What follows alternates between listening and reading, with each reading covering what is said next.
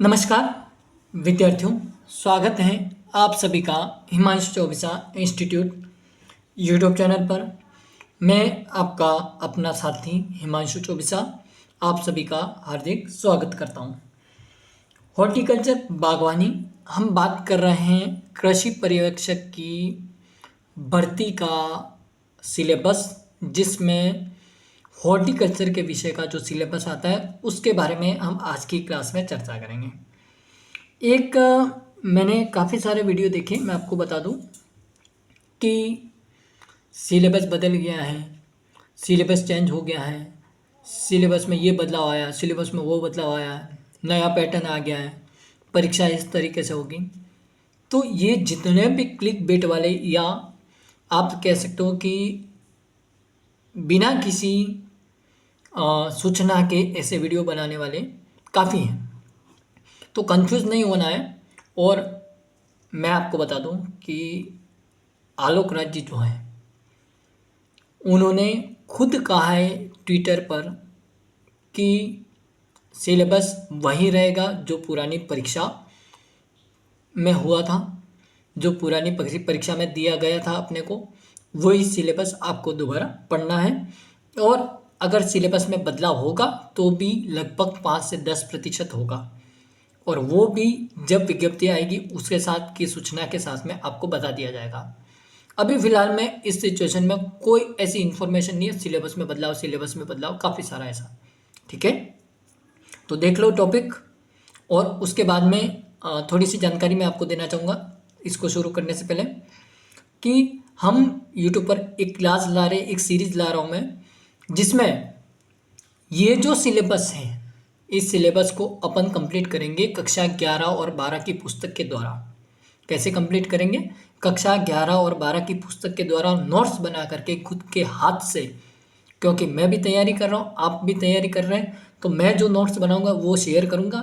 उसमें कुछ कमी होगी तो आप मुझे बताओगे कि इसमें भैया, या आप मुझे भाई कह सकते हैं, तो ये कमी है और इसमें आपको ये ऐड करना है, ठीक है। पहले हम कोशिश करेंगे कि जितना भी कक्षा 11-12 की आरबीएससी बुक में दे रखा है उतना कवर करेंगे। उसके बाद में धीरे धीरे अन्य पुस्तक के माध्यम से नोट्स को इकट्ठा करते हुए जब अपनी रिवीजन क्लास आएगी उसमें पूरा कंप्लीट करते हुए आगे बढ़ेंगे, ठीक है। कोई बात नहीं, एक टॉपिक की 2 वीडियो आए, कोई बात नहीं, ठीक है। किसी एक टॉपिक की 2 क्लास आए, 3 क्लास आए, 4 क्लास आए, कोई दिक्कत नहीं है, ठीक है। तो ये कॉन्सेप्ट आपको क्लियर कर दूं मैं। सबसे पहला टॉपिक है अपना उद्यानिकी फलों एवं सब्जियों का महत्व, वर्तमान स्थिति एवं भविष्य। उद्यानिकी फसलों और सब्जियों का महत्व क्या है, वर्तमान स्थिति क्या है और भविष्य क्या है, ये आपके कक्षा 12 की एग्रीकल्चर की बुक में, किताब में अध्याय 7 है, जहाँ से हम इस टॉपिक को कवर करेंगे। उसमें सब्जियों के बारे में नहीं दे रखा है, कोई बात नहीं, सब्जियों वाला अलग चैप्टर है, उसमें सब्जियों वाले से कवर करेंगे, ठीक है। पहले हम शुरू करेंगे फलों एवं सब्जियों का महत्व, वर्तमान स्थिति क्या है और भविष्य क्या है, ठीक है। उसके बाद में सब्जियों का महत्व क्या है, सब्जियों की वर्तमान स्थिति क्या है और भविष्य क्या है, इसको कवर करेंगे। तो ऐसे 1 बाय 1 टॉपिक को कवर करते हुए हम आगे बढ़ेंगे। रणनीति मेरी ये है, फिर आप क्या सोचते हो कमेंट्स के माध्यम से जरूर बताना, ठीक है। फिर नेक्स्ट टॉपिक सिलेबस में दे रखा है फलदार पौधों की नर्सरी प्रबंधन, यानी कि जो फल वाले पौधे हैं उनकी नर्सरी प्रबंधन कैसे करेंगे उसको हमें पढ़ना है। फिर आता है पादप प्रवर्धन व पौधरोपण।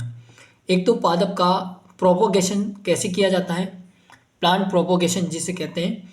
दूसरा, पौधरोपण कैसे किया जाता है, यानी कि प्लांट को आप नर्सरी में उगाओगे कैसे, या फिर मुख्य खेत में आप लगाओगे कैसे, उसके तरीके, ठीक है, रोपण के। फिर आता है फलोद्यान के स्थान का चुनाव एवं योजना, यानी कि जो हम ऑर्चार्ड बना रहे हैं फल वाला, उसके स्थान का चुनाव कैसे करना है, उसकी योजना कैसी होनी चाहिए, उसके बारे में हमें यहाँ पर पढ़ना है, ठीक है। फिर आता है उद्यान लगाने की विभिन्न रेखांकन विधियाँ, यानी कि उद्यान कैसे लगाओगे, उसकी विधियाँ क्या हैं, आप उद्यान में पौधे कैसे लगाओगे, उद्यान जो है हमारा जो बागवान है उसमें आप पौधों को किस रेखांकन विधि से उपयोग करते हुए उसको लगाना है, उसके बारे में पढ़ना है, ठीक है। फिर नेक्स्ट टॉपिक है पाला, लू एवं अफलन जैसी मौसम की विपरीत परिस्थितियां एवं इनका समाधान। यानी कि पाला और लू और अफलन जैसी बीमारियों से हम कैसे बचा सकते हैं, यानी कि ऐसी परिस्थितियों से कैसे बचाया जा सकता है और इनका समाधान कैसे किया जाता है उसके बारे में पढ़ना है। और मौसम के अफलन के साथ साथ मौसम की विपरीत परिस्थितियां होगी तो उस समय हम इनका समाधान कैसे करेंगे उसके बारे में इस टॉपिक के पर चर्चा करनी और पढ़ना है। ठीक है। फिर आता है फलोद्यान में विभिन्न पादप वृद्धि नियंत्रकों का प्रयोग। पादप वृद्धि नियंत्रकों का प्रयोग यानी कि प्लांट हार्मोन्स। ठीक है। तो या फिर पादप वृद्धि नियंत्रक जो होते हैं, ठीक है, उनका प्रयोग कैसे करना है, कितने उनकी मात्रा होगी, ये सभी बातें हम इस टॉपिक में पढ़ने वाले हैं। फिर आता है सब्जी उत्पादन की विधियां। सब्जी उत्पादन में नर्सरी प्रबंधन। एक तो सब्जी उत्पादन करने के लिए हम क्या क्या विधियां अपनाएंगे और एक सब्जी उत्पादन हम नर्सरी में कैसे करेंगे उसका मैनेजमेंट, ये है टॉपिक। फिर आगे बढ़ते हैं। फिर है अगला, राजस्थान में जलवायु, मृदा, उन्नत किस्में, प्रवर्धन विधियां, जीवांश खाद व उर्वरक, सिंचाई, कटाई, उपज, प्रमुख कीट, बीमारियां, इनका नियंत्रण सहित निम्न उद्यानिकी फसलों की जानकारी। हमें क्या क्या पढ़ना है? राजस्थान की जलवायु, मृदा, उन्नत किस्में, प्रवर्धन विधियां, जीवांश खाद व उर्वरक, सिंचाई, कटाई, उपज, प्रमुख कीट एवं बीमारियां, इनका नियंत्रण सहित निम्न उद्यानिकी फसलों की जानकारी। यानी कि यदि हम आम को, राजस्थान में यदि आम को लगाया जा रहा है तो वहाँ पर जलवायु, मृदा, उन्नत किस्में, प्रवर्धन विधियां, जीवांश खाद व उर्वरक, सिंचाई, कटाई, उपज, इन सभी के बारे में चर्चा करनी है। जैसे नींबू वर्गीय फल हो गया, अमरूद, अनार, पपीता, बेर, खजूर, आंवला, अंगूर, लसुआ, बील, टमाटर, प्याज, फूल गोभी, पत्ता गोभी, भिंडी, कद्दू वर्गीय सब्जियां, बैंगन, मिर्च, लहसुन, मटर, गाजर, मूली, पालक आदि। ठीक है, कॉन्सेप्ट यहाँ तक क्लियर होगा। फिर आता है अगला टॉपिक, फल एवं सब्जी परिरक्षण का महत्व। फ्रूट एंड वेजिटेबल प्रिजर्वेशन का जो इम्पोर्टेंस है वो क्या है, वर्तमान स्थिति क्या है, भविष्य क्या है, फल परिरक्षण के सिद्धांत एवं विधियाँ क्या हैं, किन विधियों से फ्रूट एंड वेजिटेबल का प्रिजर्वेशन किया जाता है। फिर आता है अगला टॉपिक, डिब्बाबंदी, सुखाना, निर्जलीकरण करना, इसकी तकनीक, राजस्थान में इसकी परंपरागत विद्या। फिर अगला टॉपिक है फल पाक, जिसमें जैम के बारे में पढ़ना है।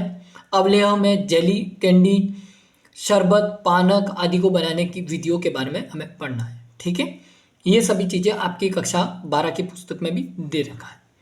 तो एक एक करके एक एक टॉपिक को समझते हुए कल से इसकी क्लास की शुरुआत करेंगे बहुत ही बढ़िया तरीके से, अच्छे तरीके से।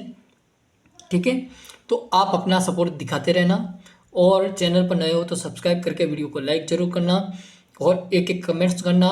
यदि मेरे से कोई गलती भी होती है तो आप मुझे कमेंट्स के माध्यम से जरूर बताना। मिलते हैं नई क्लास के माध्यम से, तब तक के लिए जय हिंद, वंदे मातरम, बाय बाय।